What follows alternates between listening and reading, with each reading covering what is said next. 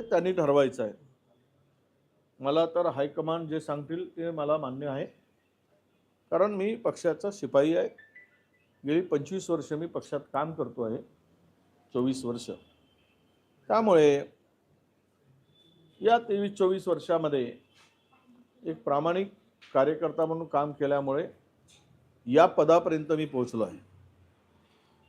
मला पद, सत्ता महत्त्वाची वाटत नाही, मला पक्ष महत्त्वाचा वाटतो आणि पक्षासाठी 2 पावलं मागे जाण्याची माझी तयारी आहे.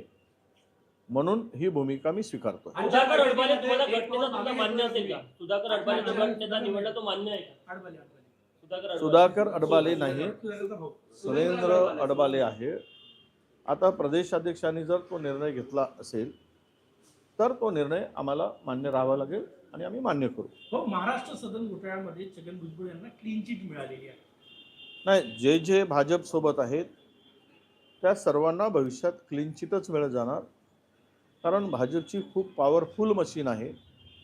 ज्या मशीनमध्ये जे घुसतात ते स्वच्छ होऊन निघतात.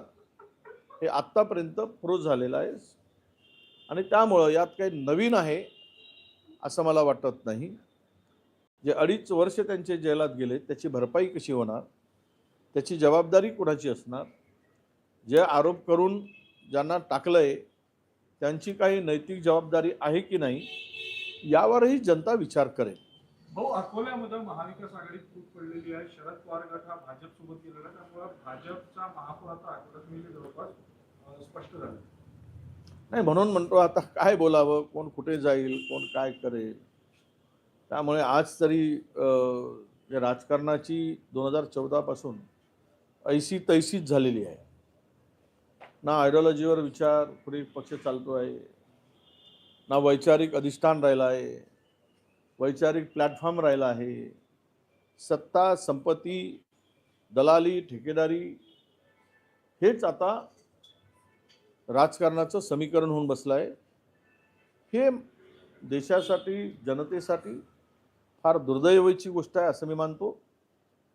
आणि जे काही अकोल्यात झालं आहे किंवा इतर ठिकाणी होते आहे हे राजकारणाचं किंवा राजकीय, वैचारिक, सामाजिक सर्व दृष्टीनं अधपतन होताना मला दिसते आहे. त्याचा एंड काय होईल तर जनतेचा एक दिवस राजकीय लोकांच्या संदर्भात असलेला राग रस्त्यावर येईल आणि त्यावेळेस याचं उत्तर